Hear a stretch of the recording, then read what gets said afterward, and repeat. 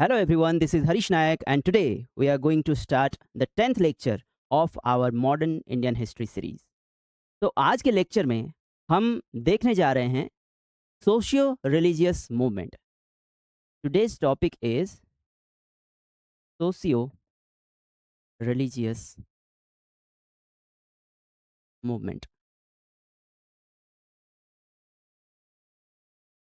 इसे period of Indian renaissance भी बोला जाता है कि इंडिया में नवजागरण का दौर है ये. तो इससे पहले ये बेसिकली हम बात कर रहे हैं 19th सेंचुरी की. 19th सेंचुरी की बात कर रहे हैं, ठीक है. 1801 to 1900. Okay. See, what was the condition in 19th century? अगर हम 19th सेंचुरी के शुरुआत में देखें, तो ब्रिटिशर्स जब आए तो इन्होंने इंडियन सोसाइटी को देखा. और धीरे धीरे इन्होंने बोला कि किसी भी कंट्री को अगर हमें कॉलोनाइज करना है तो उसके सोसाइटी को जानना पड़ेगा. We have to know it's society. So इन्होंने सोसाइटी में कुछ चेंज लाने की कोशिश की. ब्रिटिशर्स ने सोसाइटी में कुछ चेंज लाने की कोशिश की. अच्छा, ये चेंज वो 3 फेजेस में लाते हैं. पहला फेज जो 1800 से शुरू होता है, यहाँ पे जो आएंगे जैसे कि वॉरेन हास्टिंग, कॉर्नवालिस, ये सब जब गवर्नर जनरल आएंगे, ये लोग इंडियन सोसाइटी, इंडियन कल्चर को सीखना चाहेंगे. इसे बोला जाता है ओरिएंटलिस्ट अप्रोच.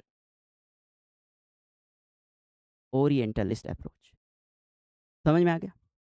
ये इंडियन सिस्टम, इंडियन ट्रेडिशन के अंदर घुसेंगे नहीं, मतलब कोई इंटरफेरेंस नहीं है. फिर पोस्ट 1813 में एक एक्ट पास हुआ था, चार्टर एक्ट ऑफ 1813. उसके बाद से state took over social change. मतलब कि इसके बाद स्टेट का जिम्मा रहेगा कि वो सोशल चेंज को इनिशिएट करेगा. स्टेट धीरे धीरे टॉप डाउन अप्रोच से, मतलब ऊपर कुछ लेजिस्लेशन आएगा और नीचे उसका इम्पैक्ट फील किया जाएगा. जैसे कि इन्होंने सती को एबोलिश किया, ठीक है. जैसे कि इन्होंने इन्फेंटिसाइड को एबोलिश किया. इन्फेंटिसाइड मतलब बच्चे को जो मार देते हैं, ठीक है. If a child is girl child then it was killed. Okay. तो अब हमें पता है कि लास्ट क्लास हमने पढ़ा था रिवोल्ट ऑफ 1857. तो 3 फेजेस में मैंने बताया कि जो भी चेंजेस हुए इंडिया में by the Britishers, that occurred in 3 phases. पहले फेज ये ओरिएंटलिस्ट फेज, मतलब ये देखेंगे, इंडिया के भाषा को जानेंगे, ठीक है. इसी टाइम में एशियाटिक सोसाइटी ऑफ बंगाल भी बना था, ठीक है. तो यहाँ पे they are learning from our culture. 13 के बाद वो इम्पोज कर रहे हैं हमारे ऊपर, वेरियस लेजिस्लेशन ला रहे हैं, वेरियस एक्ट्स ला रहे हैं, बोल रहे हैं कि भाई ये तुम्हारे समाज में ये प्रॉब्लम्स है और हम इसे दूर कर रहे हैं. और जब ये ज़्यादा घुस गए तो रिवोल्ट ऑफ 1857 में हमने इंडियन रिएक्शन देखा. हमने क्या देखा? इंडियन रिएक्शन देखा. ये मार खाए. तो पोस्ट 1857 ये जो स्टेट इम्पोज्ड रिफॉर्म था, स्टेट इम्पोज्ड सोसाइटल रिफॉर्म था, वो पोस्ट 1857 रुक जाएगा. हमने पढ़ा था कि 1857 के बाद क्या क्या चेंज हुआ. 1857 के बाद ब्रिटिशर्स क्राउन रूल लागू हो गया और इन्होंने बोला, ब्रिटिशर्स ने बोला कि हम रिलीजियस अफेयर में कोई इंटरफेरेंस नहीं करेंगे. तुम्हें मरना है मरो, तुम्हें जो करना है करो, ठीक है. तो 3 फेजेस मैंने क्या बताया. पहला फेज ओरिएंटलिस्ट फेज, जहाँ पे नॉन इंटरफेरेंस, ये सीख रहे हैं. नंबर 2, सीख रहे हैं मतलब हमारे कल्चर को ऑब्जर्व कर रहे हैं, हमारे इंट्रिंसिक वैल्यूज़ को देख रहे हैं, ठीक है. नंबर 2, स्टेट इम्पोज करता है, टॉप डाउन अप्रोच. ऊपर से कुछ लेजिस्लेशन आएगा, वो नीचे तक जाएगा, सबको मानना पड़ेगा. नंबर 3, पोस्ट 1857 इन्होंने पूरा नॉन इंटरफेरेंस पॉलिसी अपनाया. Okay. Let us see one thing that 19th century India में ऐसा क्या हुआ जो कि इसे पीरियड ऑफ रेनेसां बोला जाता है। यहाँ पे इंटेलेक्चुअल क्लास जो डेवलप हुआ, ऐसा क्या हो गया? सी इंडियन सोसाइटी में अगर हम देखें तो from 6th century BC to medieval period एक कॉमन प्रॉब्लम देखा गया है। 3 चीज़ों के ऊपर इंडियन सोसाइटी रिवॉल्व करता है। 3 main issue. One is gender related issue, one is caste related issue, one is religion related issue.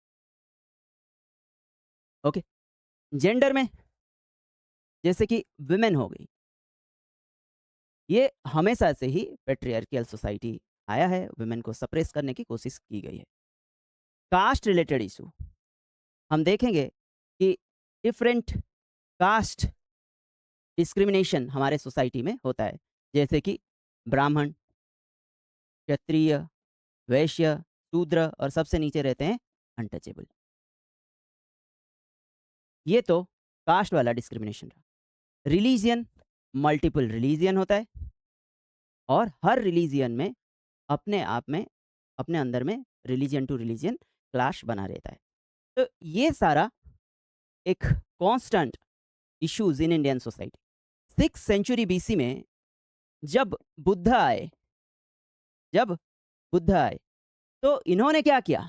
ये रिफॉर्म में इन्होंने रिलीजियन को देखने का एक अलग उपाय लाया कि क्यों बुद्धिज्म को लोग फॉलो क्यों किए 6th सेंचुरी बीसी में? क्योंकि तब तक वैदिक एरा में या फिर लेटर वैदिक एरा में ज़्यादातर प्रिस्टली क्लास का इमर्जेंस हो गया था। कौन से क्लास का इमर्जेंस हो गया था? Priestly class. ये लोग कॉम्प्लिकेटेड रिचुअल्स कर रहे थे, कॉम्प्लिकेटेड रिचुअल्स कर रहे थे। वर्ण सिस्टम जो है ये कंप्लीटली आ गया था, कंप्लीटली आ गया था वर्ण सिस्टम। और ये कॉम्प्लिकेटेड रिचुअल से कुछ लोग थे जो कि रिलीजियन और रिलीजियस प्रैक्टिस से वंचित रह रहे थे, जैसे कि अनटचेबल्स हो गए, जैसे कि शूद्रस हो गए, जैसे कि वैश्यस हो गए। तो इन लोगों को बुद्धिज्म एक अपना रिलीजियस आइडेंटिटी शो करने का मौका जैसे दिखने लगा। इसीलिए बुद्धिज्म ग्रो हुआ, which was challenging the then religious practice and socio-religious customs of that time। समझ में आया? तो ये जो रिफॉर्म आया 6th सेंचुरी बीसी में, ये भी इंटरनल रिफॉर्म था। मतलब सोसाइटी के कुछ लोग अपने आप ये रिफॉर्म लेके आए। मेडिवल एरा में जब रिफॉर्म हुआ तो हम देखते हैं सूफी और भक्ति मूवमेंट के द्वारा रिफॉर्म हुआ। बोला मतलब भक्ति और सूफी मूवमेंट का क्या कोर आइडिया क्या था कि you don't need an intermediaries between you and God. तुम अपने मन से भगवान को पा सकते हो। You don't need complicated rituals. तुम्हें ह्यूमैनिटी को देखना चाहिए, तुम्हें यूनिवर्सलिज्म पे फोकस करना चाहिए कि सारे एक हैं, तत्वमसि तो अहम ब्रह्मास्मि, सारे एक हैं। ठीक है, तो ये मेडिवल पीरियड में ये जो रिफॉर्म हुआ ये भी इंटरनलाइज्ड सोसाइटी में कुछ लोगों को ऐसे लगने लगा। फिर एक नया धारा शुरू हुआ और जहाँ पे कि सोशल रिफॉर्म शुरू हुआ। तो from time immemorial, from long ago, Indian society was internalized, reformed. तो इंडियन सोसाइटी में जो रिफॉर्म हुआ है इंटरनल रिफॉर्म हुआ है बहुत पीछे से। अच्छा, 19th सेंचुरी में ऐसा क्या हो गया कि रिफॉर्म आया? 19th सेंचुरी में उससे पहले जो भी थे ग्रीक्स थे, इंडो ग्रीक्स थे, पार्थियंस थे, ठीक है, पार्थियंस थे, हुन्स थे, ये सारे इन्वेडर आए इंडिया को। ठीक है, ये सारे इन्वेडर इंडिया को आए, लेकिन इनमें से कोई भी इंडियंस को एज ए इनफेरियर कल्चर नहीं देखा। ठीक है, इनमें से कोई भी इंडिया को एक इन्फेरियर कल्चर की तरह नहीं देखा, क्योंकि हमारे कल्चर में इंटरनलाइज रिफॉर्म था। हमारे कल्चर इसी इंटरनलाइज्ड रिफॉर्म के लिए culturally India was enriched, culturally India was enriched, and for the first time European आए और दिखाए कि तुम लोग तो जाहिल हो, तुम्हारे जो कल्चर्स है वो तो कुछ नहीं है, यू हैव नथिंग, तुम्हारे वैल्यूज़ खराब है, तुम्हारे जो ट्रेडिशंस है, रिलीजन जो फॉलो कर रहे हो उसमें कोई बेस ही नहीं है। हमारा एजुकेशन सिस्टम को निंदा किया गया। मैक्यूले बोलता है कि हमारे एक यूरोपियन एक लाइब्रेरी का एक सेल्फ में जितना बुक है, दैट इज़ मोर पावरफुल, उसका ज़्यादा वैल्यू है देन योर एंटायर इंडियन सब कॉन्टिनेंट। हमारे इंडियन एंटायर सब कॉन्टिनेंट में जितना लिटरेचर है, उससे ज़्यादा वैल्यू है हमारा एक शेल्फ में जितना बुक है। ये मैक्यूले का स्टेटमेंट है। तो इस टाइप में, इस तरह से जब स्टेटमेंट आया, तो पहली बार इंडियन कल्चर को दिखाया गया कि you guys are inferior than अस।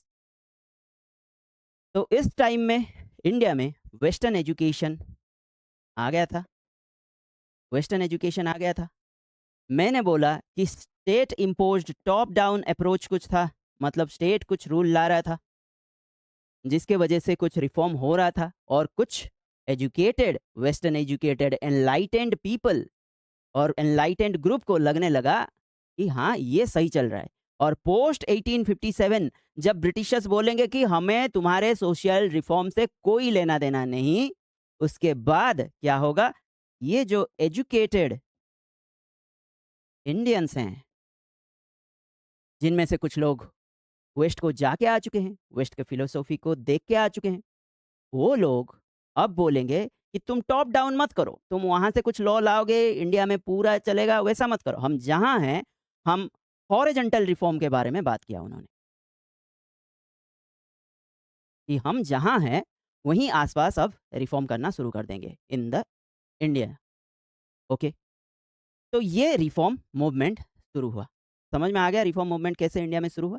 इसी रिफॉर्म मूवमेंट को ही पीरियड ऑफ रेनिसा बोला जाता है, इंडिया में नवजागरण का टाइम बोला जाता है। सी, जब इंडिया में रिफॉर्म हुआ तो यहाँ पे 3 ग्रुप निकल के आते हैं। एक होते हैं रिफॉर्मिस्ट, एक होते हैं रिफॉर्मिस्ट जिन्हें रेडिकलिस्ट भी बोला जाता है, जिन्हें रेडिकलिस्ट भी बोला जाता है। एक होते हैं रिवाइवलिस्ट, एक होते हैं रिवाइवलिस्ट, और एक होते हैं मॉडर्निस्ट, एक होते हैं मॉडर्निस्ट। ठीक है, अब ये जो रिफॉर्मिस्ट हैं या रेडिकलिस्ट हैं, ये पूरा सोशल बेस को ही ट्रांसफॉर्म करने की बात करते हैं। इनको वेस्ट का सब कुछ अच्छा लगता है। वेस्ट में दारू पी रहे हैं तो भी सही है, वेस्ट में डांस कर रहे हैं तो भी सही है। They try to blindly follow west. उसी तरह रिवाइवलिस्ट जो वो थे, इन लोगों ने बोला कि हमें अपने हिस्ट्री में, अपने कल्चर में जो भी अच्छे चीज हैं उन्हें ढूंढना चाहिए, उन्हें फॉलो करना चाहिए। तो दीज लोग, these people will look towards our past and history to get the good qualities from our history. ये रिवाइवलिस्ट। और मॉडर्निस्ट क्या करेंगे कि इसमें से जो अच्छा है ले लो, इसमें से जो अच्छा है ले लो। जैसे कि विवेकानंद बोलते हैं कि इंडिया का स्पिरिचुअलिज्म और वेस्ट का मेटेरियलिज्म, दोनों को मिला के ही इंडियन सोसाइटी का डेवलपमेंट होना चाहिए। ऐसा नहीं कि मेटेरियलिज्म को पूरा नकार दें हम। ओके, तो these are the 3 school of thought और 3 type of reformist seen during the period of renaissance. अच्छा, 19th सेंचुरी में मैंने बोला कौन से मेन मुद्दा था कि एक वुमेन और जेंडर रिलेटेड इशू था। वुमेन में क्या इशू था भाई? इन्फेंटिसाइड हो रहा था।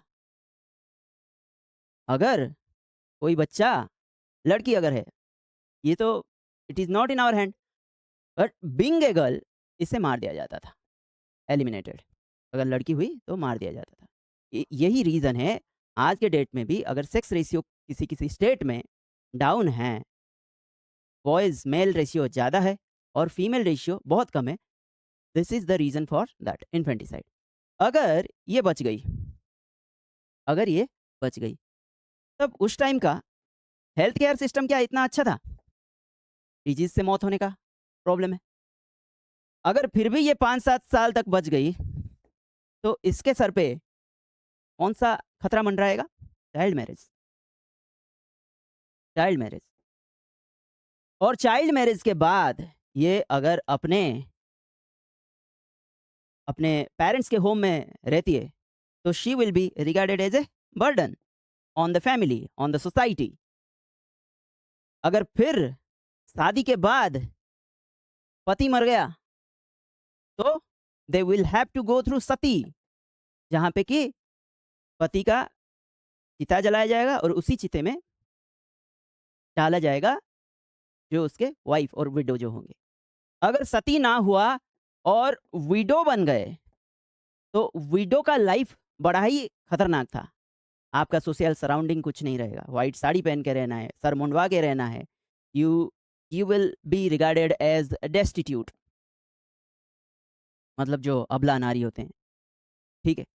सो these were various problems with women in the society at that time. तो जब सोशल रिफॉर्मर आए, तो ये सब चीज़ों को धीरे-धीरे बदलने की कोशिश की। वेरियस एक्ट आएँगे जो विडो रीमैरेज को परमिट करेंगे। वेरियस एक्ट आएँगे 1829 में जो सती को एबॉलिश करेगा। और इस टाइप के एक्ट और इंस्टीट्यूशंस कुछ आएँगे जो वुमेन एजुकेशन को प्रमोट करेगा, ठीक है? और ये जो रिफॉर्मर रिफॉर्मर जो थे, वो बोलेंगे, लोगों को प्रीच करेंगे कि you should Mary window, but करेगा कौन?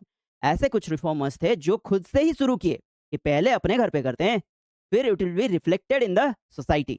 तो इसका भी एग्जांपल्स हम आगे देखेंगे, ठीक है? अब फिर कुछ लोगों ने कास्ट सिस्टम, रिलीजियन, इसे बदलने के लिए कुछ इंस्टीट्यूशंस लाए। कुछ लोगों ने बुक्स लिखा, जर्नल्स लिखा, ठीक है? कुछ लोगों ने कुछ पैम्पलेट्स पब्लिश किए और इस टाइप से रिफॉर्म मूवमेंट शुरू हुआ। कुछ लोगों ने जो हमारे रिलीजियस टेक्स्ट था, उसे रीइंटरप्रेट किया, ठीक है? होता क्या था, ये जो प्रिस्टली क्लास थे, वो लोग रिलीजियन को अपने हिसाब से इंटरप्रेट करते थे, जिस जिस तरह से उनका एक सोशल स्ट्राटा में, सोसाइटी में उनका पोजीशन ऊपर रहेगा, उसी हिसाब से वो इंटरप्रेट कर रहे थे। ब्राह्मण ऊपर रहेंगे, शूद्र नीचे रहेंगे। It was a clear cut modified explanation by the priestly class. तो वहां पे कुछ रिफॉर्मर आए जो रिलीजियस टेक्स्ट को रीइंटरप्रेट करेंगे, बोलेंगे कि ये नहीं लिखा था, ये लिखा था। जैसे कि राजा राममोहन रॉय ये उपनिषद को और वेदस को बंगाली में ट्रांसलेट करेंगे, बंगाली में ट्रांसलेट करेंगे। फिर जैसे कि एक मुस्लिम स्कॉलर आएंगे जो कि कुरान को इंटरप्रेट करेंगे अपने लैंग्वेज में, ठीक है? कुरान का रीइंटरप्रेट करेंगे। इसी तरह से डिफरेंट डिफरेंट स्कॉलर्स आएंगे और रिलीजियस टेक्स्ट को रीइंटरप्रेट करेंगे, ठीक है? तो यहाँ पे हमने देखा रिफॉर्मिस्ट, रिवाइवलिस्ट और मॉडर्निस्ट के बीच में डिफरेंस। हमने देखा कि रिफॉर्मिस्ट कैसे वेस्ट के तरफ ज़्यादा टिल्टेड रहते हैं। रिवाइवलिस्ट बोलते हैं कि हर चीज़ में ये अपने ईस्ट के तरफ या फिर अपना कल्चर को देखते हैं। अगर रिफॉर्मिस्ट बात कर रहे हैं वुमेन एम्पावरमेंट, वुमेन एजुकेशन के बारे में, तो रिवाइवलिस्ट बोलेंगे कि आप लोग सिर्फ वुमेन एजुकेशन को वेस्ट में क्यों देख रहे हो? Women education is prevalent in India way before it. जब वो तर्क देंगे कि लोपामुद्रा, गार्गी, अपाला, ये सब जो ब्रह्मवादिनी थे, ये भी तो वेदों में जो हाइम्स है उसको लिखा है इन्होंने, इन्हें ब्रह्मवादी नहीं बोला जाता है। तो आपको अगर वुमेन एजुकेशन का कुछ एग्जाम्पल सेट करना है तो इनसे लो, why you are looking towards west. और बीच वाले आए जो कि थे मॉडर्निस्ट, जो यहाँ का अच्छा चीज़ और वहाँ का अच्छा चीज़ दोनों को मिक्स करके आगे बढ़ेंगे। तो इस चैप्टर में से क्या सवाल आएंगे? पहले लॉन्ग में क्या आएगा? लॉन्ग में क्या आएगा? लॉन्ग में आएगा कि 19th सेंचुरी में सिचुएशन क्या था? सिचुएशन क्या था? सोसाइटल कंडीशन क्या था? वुमेन का हालत क्या था? कास्ट क्या था? रिलीजियन कैसा था? ठीक है। और शॉर्ट में क्या आएगा? कौन सा एक्ट आया? कौन सा ऑर्गेनाइजेशन और इंस्टीट्यूशन बना? ऑर्गेनाइजेशन और इंस्टीट्यूशन बना। कहाँ पे किसने किस किताब लिखा? कौन सा एक्ट या फिर कौन सा एक्शन किसने किया? तो these are some questions that will be asked from this section. Let us now go to the slide directly. So see, जब हम 1857 के बाद देखते हैं क्वींस प्रोक्लेमेशन आता है और ये बोलते हैं कि no interference in Indian customs, और इसे the brand of conservative liberalism बोला जाता है कि ये लिबरल हैं, ब्रिटेन अभी भी लिबरल है, बट वो नहीं चाहते कि अब घुसे तुम्हारे रिलीजन के अंदर। अब पोस्ट 1857 ब्रिटिशर्स क्या करेंगे और ईस्ट इंडिया कंपनी क्या करेगा? ये जो ऑर्थोडॉक्स सोसाइटी थे इनको बैकिंग देगा। ऑर्थोडॉक्स सोसाइटी मतलब ये जो प्रिस्टली क्लास थे इनको बैक करेगा, कि इनको सपोर्ट करेगा, और यही सपोर्ट ज़्यादा सोशल डिवीजन में काम आएगा।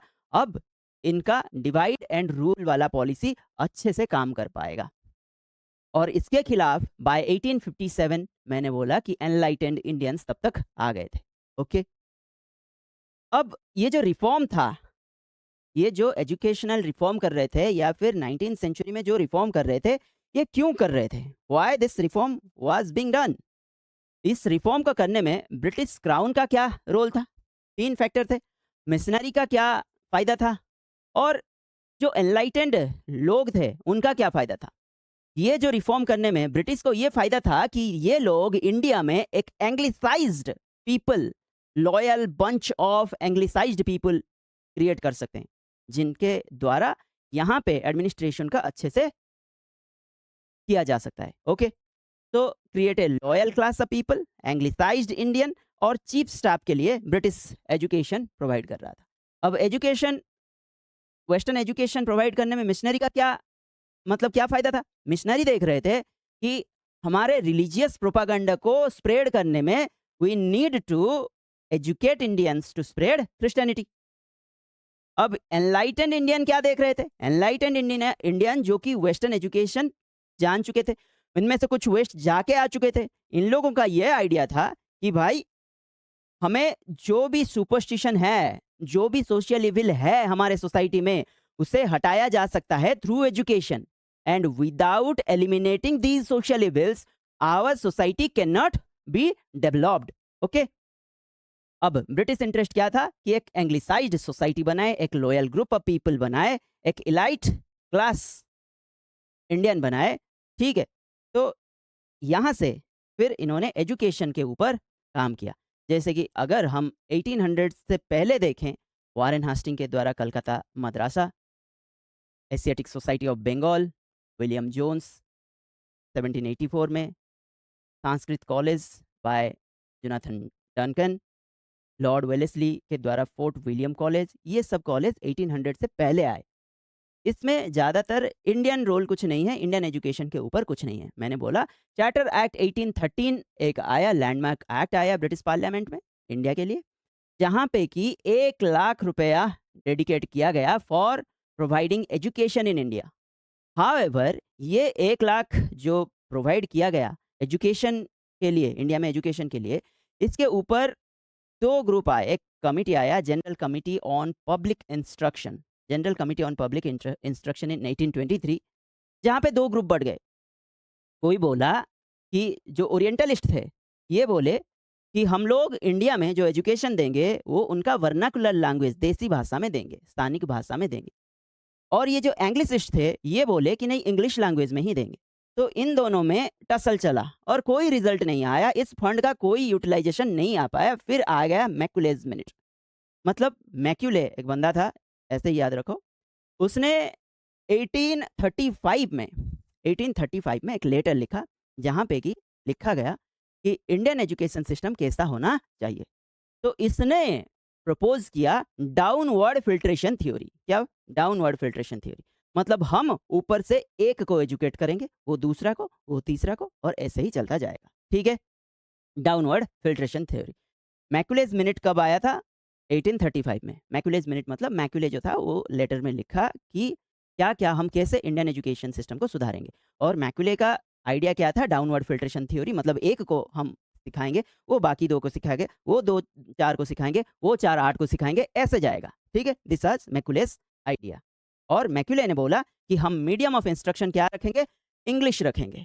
मीडियम ऑफ इंस्ट्रक्शन क्या रखेंगे?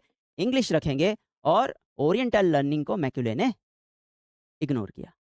फिर मैक्यूले के टाइम पे इंग्लिश को प्रमोट किया गया और पर्शियन लैंग्वेज जो कोर्ट लैंग्वेज के हिसाब से लिया जाता था उसे इग्नोर किया गया। अब हेडिंज रिजोल्यूशन एक आया। हेडिंज के टाइम पे इसने क्या बोला कि जो वेस्टर्न एजुकेटेड इंडियंस हैं उन्हें हम जॉब में ज़्यादा प्रायोरिटी देंगे। तो ये भी थोड़ा मैक्यूले का काम को ज़्यादा एग्रेसिवली आगे बढ़ाया। ठीक है, अब 19th सेंचुरी ऐसा हो गया। अब सी 19th सेंचुरी सोशल मूवमेंट अगर देखेंगे तो सी 19th सेंचुरी में कास्ट सिस्टम के ऊपर ज़्यादा प्रॉब्लम था, वुमेन रिलेटेड इशू था, रिलीजियन में इशू था। ठीक है, ये कास्ट रिलेटेड, कास्ट हायरार्की था, अनटचेबिलिटी था, डिस्क्रिमिनेशन था, कास्ट में एंडोगामी चल रहा था। ये जो अनटचेबल थे ये सबसे ज़्यादा हर्ट हो रहे थे। और let us not forget one thing, someone's social status will decide his और हर इकोनॉमिकल स्टेटस। अगर सोसाइटी में कोई पूरा नीचे है, लाइक अनटचेबल के बात करते हैं, इनके बात करते हैं, then they will be away from many opportunities. उन्हें कुछ अपॉर्चुनिटी मिलेगा नहीं जिसके वजह से वो कभी आगे बढ़ नहीं पाएंगे। इन्हें कुछ स्पेसिफाइड और स्पेसिफिक ग्रुप ऑफ वर्क ये कभी परफॉर्म नहीं कर पाएंगे। और आप जो वर्क परफॉर्म करोगे, जो ऑक्यूपेशन आप परफॉर्म करोगे, उसी हिसाब से आपका इकोनॉमिकल स्टेटस डिपेंड करेगा। तो सोसाइटी में आपका जो पोजीशन रहेगा उसी हिसाब से आपका इकोनॉमिकल स्टेटस भी रहेगा। तो these were some problems in Indian society at that time. Women related हमने देखा कि child marriage, sati, purdah system मतलब पर्दे के अंदर रखना एक लेडी को, पॉलीगैमी मतलब one man marrying many women, तो ये पॉलीगैमी भी चल रहा था। एजुकेशन उन्हें मिल नहीं रहा था। विडो का कंडीशन बहुत खराब था। रिलीजियस ऑर्थोडॉक्सी था, प्रिस्टली क्लास का मोनोपोली था। प्रिस्टली क्लास ये जो सारे धर्म वर्म को ये ही इंटरप्रेट कर रहे थे और अपने हिसाब से कर रहे थे। पॉलीथेइज्म था। पॉलीथेइज्म मतलब मैनी गॉड्स थे, मैनी गॉड। जब एक सोसाइटी में बहुत सारे भगवान रहेंगे, बहुत सारे पूजा पद्धति रहेगा, उसी से ही डिफरेंट डिफरेंट कल्चर का इवोल्यूशन होगा, डिफरेंट डिफरेंट ट्रेडिशन का इवोल्यूशन होगा। तो ये होगा प्रॉब्लम्स। ठीक है, तो ह्यूमैनिटी ये सब प्रॉब्लम में था। जैसे कि ह्यूमन सैक्रिफाइस ये भी प्रैक्टिस किया जाता था 19th सेंचुरी इंडिया में। ठीक है, अब मैंने बोला कि how Indian society has internally reformed itself. 6th century BC में बुद्धा आए जो कि रिलीजन को देखने का एक नया तरीका दिए। मेडिवियल पीरियड में भक्ति और सूफी मूवमेंट हुआ जो कि रिलीजन को एक डिफरेंट लाइट में लेके आया। ठीक है, तो इंडियन सोसाइटी हमेशा इंटरनली रिफॉर्म होता था, इसीलिए Indian culture was always enriched. ठीक है, तो डिस्पाइट ऑफ वेरियस इन्वेजन, इन्होंने कभी भी, ये जो फॉरेनर्स थे, इंडियन सोसाइटी को इन्फेरियर नहीं देखते थे। पहली बार यूरोपियन ने इंडियन सोसाइटी को इन्फेरियर देखा और यही इन्फेरियर फील करने के वजह से हमारे जो एनलाइटेंड वेस्टर्न एजुकेटेड क्लास थे वो अपना कल्चर को बचाने के लिए आगे आए।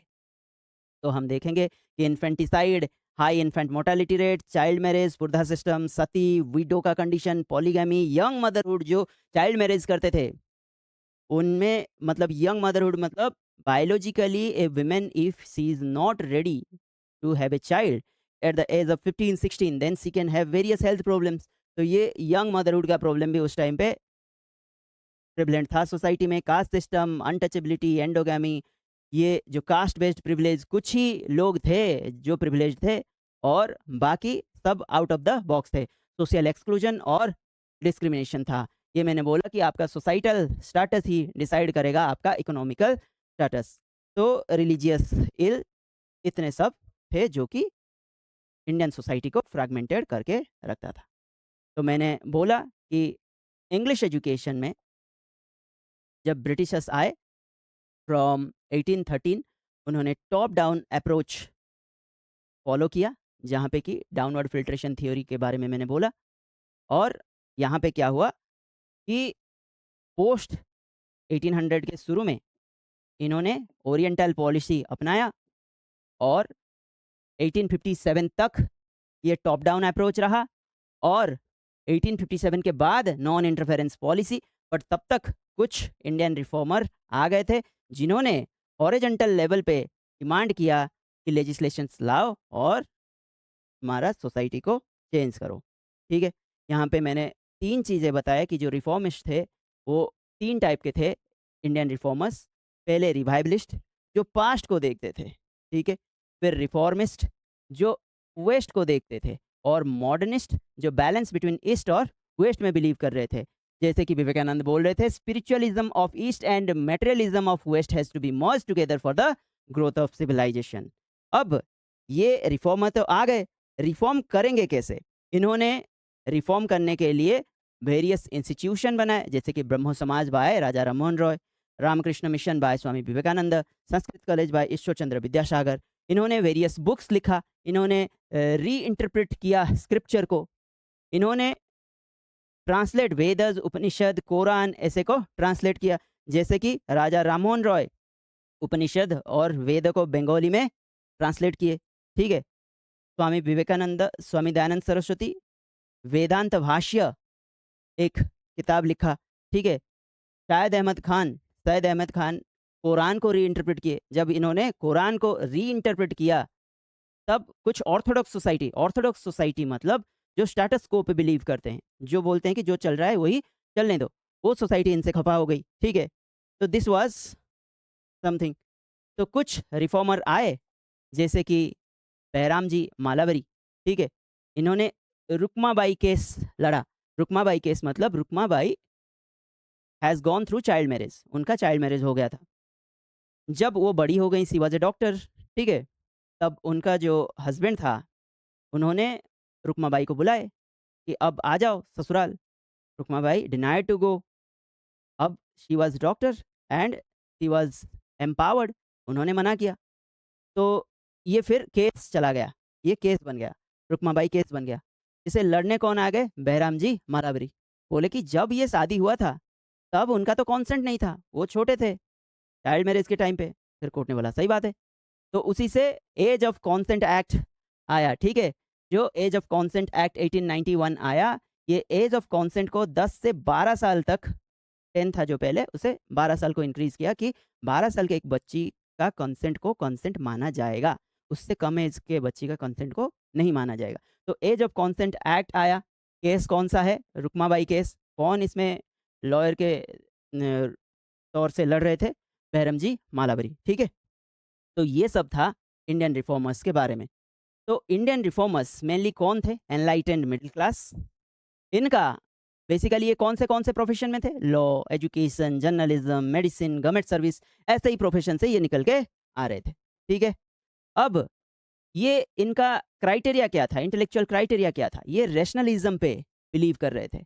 हर चीज में कारण देखो। ठीक है, जैसे कि राजा राममोहन रॉय बोल रहे थे कॉजलिटी देखो कि कॉज क्या है। ये बोल दिए कि रात में ऐसा नहीं करना है, क्यों नहीं करना है, look it's cause. Okay, Akshay Kumar Dutt बोल रहे हैं कि rationalism is our only preceptor. अगर हम किसी को मानेंगे तो फिर रेशनलिज्म को मानेंगे, अपने बौद्धिक तर्क से किसी चीज को परखने के बाद हम उसे एक्सेप्ट करेंगे, ऐसे ही किसी चीज को एक्सेप्ट नहीं कर लेंगे। ठीक है, फिर रिलीजियन एंड रीजन।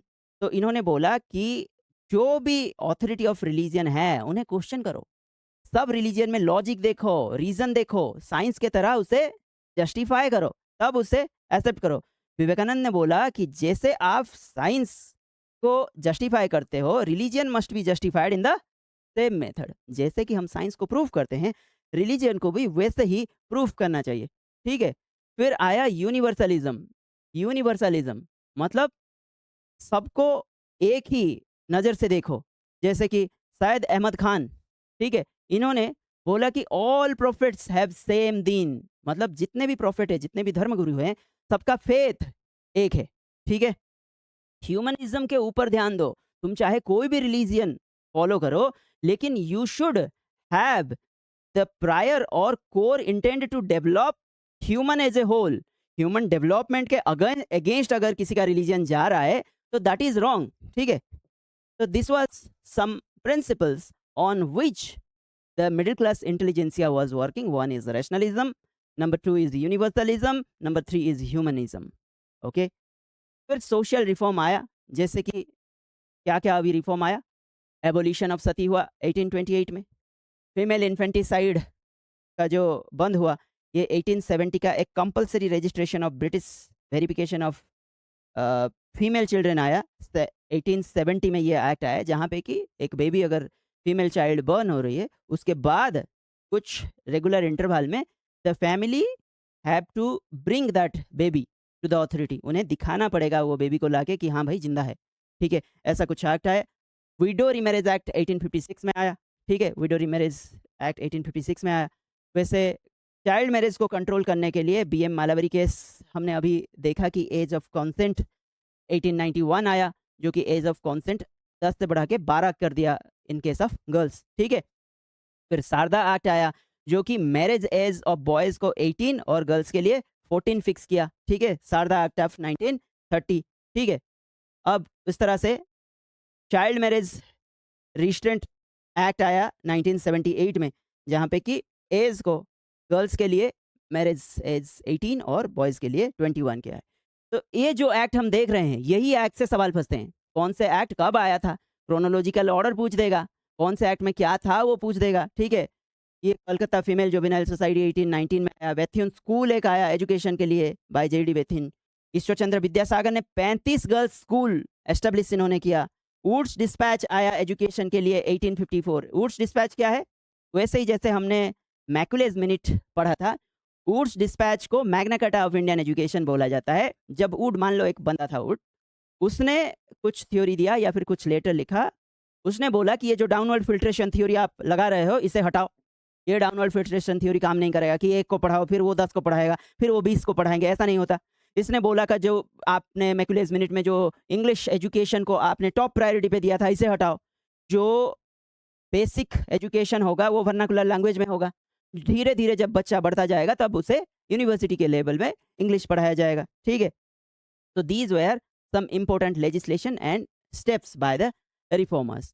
फिर आगे स्वदेशी मूवमेंट, होम रूल लीग, यहाँ पे ये सब रिवोल्ट मूवमेंट में, ये सब नेशनल मूवमेंट में विमेन पार्टिसिपेट किए। ठीक है। सरोजिनी नायडू फर्स्ट प्रेसिडेंट 1925 में इंडियन नेशनल कांग्रेस के फर्स्ट प्रेसिडेंट बने। तो ऐसे ऐसे ऑल इंडिया वुमेन्स कॉन्फ्रेंस 1927 में आया।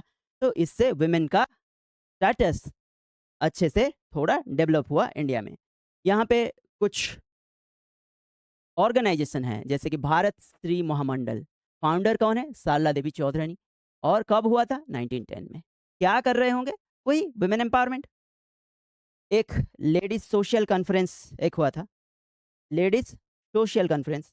ये इसका फाउंडर देखो, रामाबाई रानडे। और कब हुआ था, 1904। काम क्या होगा, वही वुमेन एम्पावरमेंट। कुछ भी वुमेन एम्पावरमेंट रिलेटेड कुछ भी डाल दे कि ये लोग वुमेन एजुकेशन के ऊपर काम कर रहे थे, हाँ कर रहे थे। ठीक है। आपको टाइम पीरियड याद रखना है।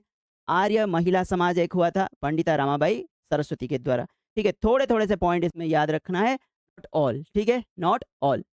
और ये एक है by Margaret Cousins, all India women's conference 1927 में बना था। आपको ऑर्गेनाइजेशन का ईयर ऑफ एस्टेब्लिशमेंट और फाउंडर के बारे में याद रखना है। और कॉमन क्या है, इन सब का एक ही कॉमन गोल है, वुमेन एम्पावरमेंट। वुमेन रिलेटेड जो भी आएगा उसे टिक करो। ठीक है। ये एक क्रोनोलॉजिकल सीक्वेंस है ये सारे एक्ट्स और रिफॉर्म के बारे में। तो आज के लेक्चर में दिस मच फॉर टुडे, और आप अच्छे से इसे एक बार देखो, ये नोट्स आपको मिल जाएँगे और ये एक कॉम्प्रिहेंसिव नोट है। इसके बाद आपको और कुछ पढ़ने की ज़रूरत नहीं है। इसी से भी मैंने जो हाइलाइट किया है, उस पार्ट को पढ़ना है, सब नहीं पढ़ा जा सकता है। सारा कुछ हम कवर नहीं कर सकते।